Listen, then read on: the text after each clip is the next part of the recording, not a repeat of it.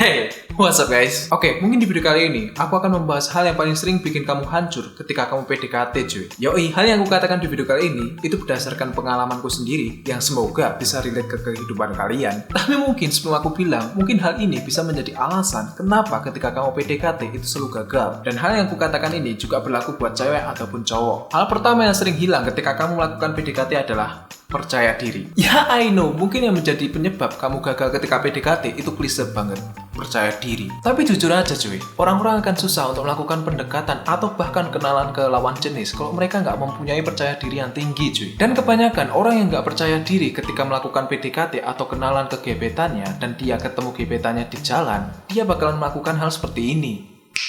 Halo.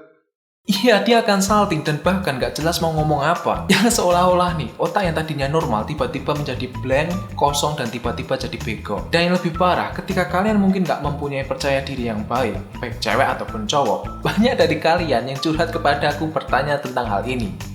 Bang, gimana caranya biar aku tuh berani ngajak dia jalan? Tahu nggak sih, baik cewek ataupun kita, para cowok, itu suka dengan hal yang namanya terus terang. Contoh, aku lebih suka cewek yang to the point ketika ngajak jalan daripada yang penuh dengan kode-kodean yang mungkin seperti ini. Lapar ya? Apalagi malam-malam gini.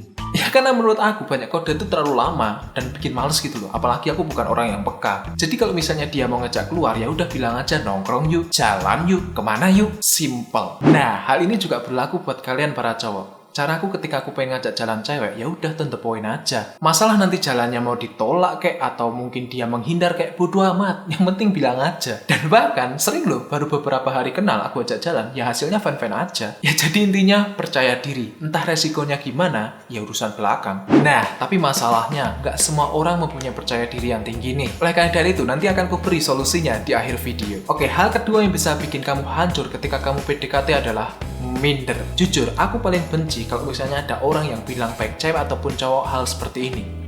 Aku mah nggak ganteng. Siapa yang mau sama aku?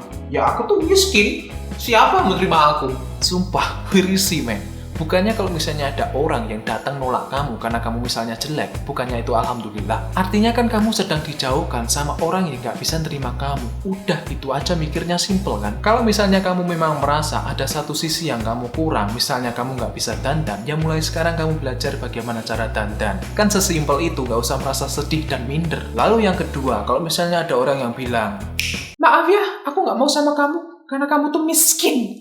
Bye.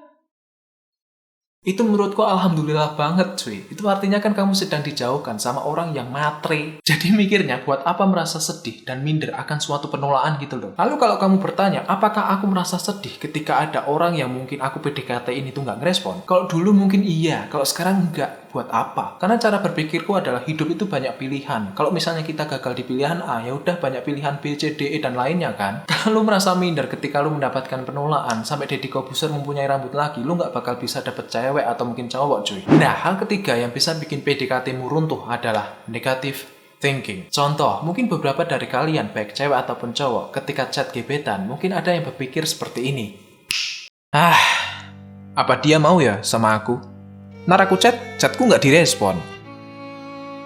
Kalian percaya nggak sih kalau hal yang kita pikirkan itu bisa jadi kenyataan? Contoh nih, ada orang yang berpikir aku bakalan jadi miliarder di masa depan, dan beberapa tahun kemudian dia jadi miliarder beneran. Dan ada juga mereka yang berpikir dapat duit itu susah. Karena dia berpikir seperti itu, makanya ketika dia pengen dapat duit, itu jadinya susahnya minta ampun. Karena aku udah menerapkan God Like dan LOA, makanya aku percaya 100% kalau apa yang kita pikirkan itu bakalan jadi kenyataan. Contoh, ketika aku PDKT, aku selalu berpikir, dia bakalan ngerespon chatku dengan asik. Dan beneran, dia ngerespon asik cuy. Dan bahkan dia ngerespon sampai pagi. Dan yang kedua, aku berpikir, nanti dia bakalan ngechat aku. Dan besoknya, malam kalau nggak salah, dia beneran ngechat aku dong. Jadi intinya, kalau kamu pengen PDKT, berpikirlah positif. Lalu kalau kalian bertanya tentang pembahasan LOA dan God Like, mungkin udah aku bahas di video ini ya. Nah, lalu pertanyaannya adalah, gimana kita bisa tetap stay positif, nggak minder, dan tetap percaya diri? Caranya itu simple banget, tapi kalau dilakuin itu susah-susah gampang. Caranya adalah nggak berharap apapun darinya. Contoh nih, kamu jalan sama dia, pasti kamu membayangkan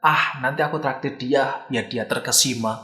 Nanti dia aku gombalin biar dia kelepek-kelepek sama aku. Nah, di situ ada harapan kan. Kalau harapannya tuh dia bakalan memberikan respon yang baik kepadamu. Jadi kalau pada kasusku, ketika kamu jalan sama dia, itu nggak berharap apapun. Kalau misalnya kamu mau traktir, ya udah traktir aja tanpa mikir dia itu gimana. Kalau misalnya kamu menggombal muji dia, ya udah bilang aja, nggak usah mikir reaksi dia tuh nanti gimana. Jadi bodo amat. Tapi di sini aku garis bawahi, walaupun mungkin kamu berpikir bodo amat, kamu harus berpikir positif kalau nanti hasilnya bakalan baik. Lalu pertanyaannya adalah, cara untuk hasilnya agar baik itu gimana? Caranya gimana? Wallahualam, biarkan Tuhan yang nuntun kita. Posisi kita di sini tuh cukup berpikir positif dan berprasangka baik dan gak berharap apapun, cuy. Susah-susah gampang kan? Karena hal ini yang bekerja bukan otak, cuy. Kata hati bisa disebut feeling, bisa disebut intuisi, bisa disebut insting. Pertanyaannya adalah, gimana kita bisa tahu kata hati kita itu bentuknya gimana? Contoh nih, ketika kalian jalan di jalanan, lalu ketemu perempatan, kalau kalian belok kiri, kalian tuh merasa itu akan lebih aman. Tapi ketika kalian belok kanan, kalian akan merasa itu sesuatu yang janggal.